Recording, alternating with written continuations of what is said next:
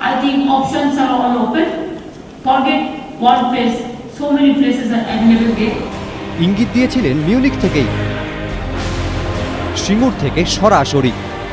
গোয়ালতরে আমার ল্যান্ড ব্যাংকে জমি আছে, যদি কেউ অটো ইন্ডাস্ট্রি করতে চান, সে টাটাই হোক, বিএমডাব্লিউ হোক বা অন্য কেউ হন, তাদের জন্য জমি রাখা থাকবে।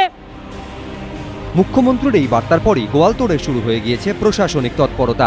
শিল্পের জন্য সেজে উঠছে সরকারি ল্যান্ড ব্যাংকে থাকা এই জমি। কলকাতা থেকে সিঙ্গুরের দূরত্ব ছিল ৩৮ কিলোমিটার, কলকাতা থেকে গোয়ালতোড়ের দূরত্ব ১৬৯ কিলোমিটার। এখানে আগে যে পাট বীজ গবেষণা কেন্দ্রটি ছিল তার জন্য ১০০ একর জমি রেখে বাকি প্রায় ৮৫০.১৬ একর ল্যান্ড ব্যাংকের জন্য অধিগ্রহণ করে তৃণমূল সরকার। এই পুরো জমি পাঁচিল দিয়ে ঘিরে ফেলা হচ্ছে। এর জন্য খরচ বরাদ্দ করা হয়েছে ১৬ কোটি টাকা। জমি থেকে গোয়ালতোড়ে মূল সড়কের দূরত্ব ১২ কিলোমিটার, বরবেতা স্টেশনের দূরত্ব ১৮ কিলোমিটার। দু জায়গার সঙ্গেই সংযোগকারী রাস্তা তৈরির কাজ শুরু হয়েছে। সর্বাধিক গুরুত্ব দেওয়া হচ্ছে রাস্তা তৈরির ওপরে। এখান থেকে গোয়ালতোড়ের মূল পাকা সড়কের সঙ্গে যোগাযোগ করতে হলে ১২ কিলোমিটার রাস্তা তৈরি করতে হবে। এই ১২ কিলোমিটার রাস্তা তৈরির জন্য বরাদ দেওয়ার কাজের তৎপরতা শুরু হয়েছে।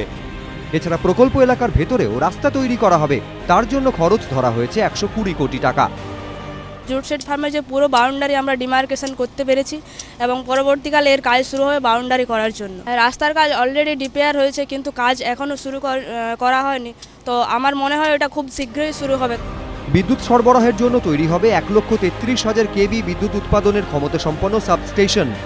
এখানে তৈরি হবে শিল্প সরবরাহের জন্যে বিদ্যুতের সাবস্টেশন এবং একই সঙ্গে এই যে কংসাবতী নদীর ক্যানেলটা রয়েছে, এই ক্যানেলকে কাজে লাগিয়ে শিল্পের জন্য জল সরবরাহ করতে চাইছে রাজ্য সরকার। প্রকল্প এলাকায় জল সরবরাহের জন্য কাজে লাগানো হবে কংসাবতী ক্যানেলকে। মূল ক্যানেল থেকে প্রকল্প এলাকার ভেতর পর্যন্ত একটি শাখা কাটা হচ্ছে। এখন মূল প্রশ্ন একটাই, সিঙ্গুর হাতছাড়া হওয়ার পর কি টাটারা গোয়ালতোড়ে যাবে?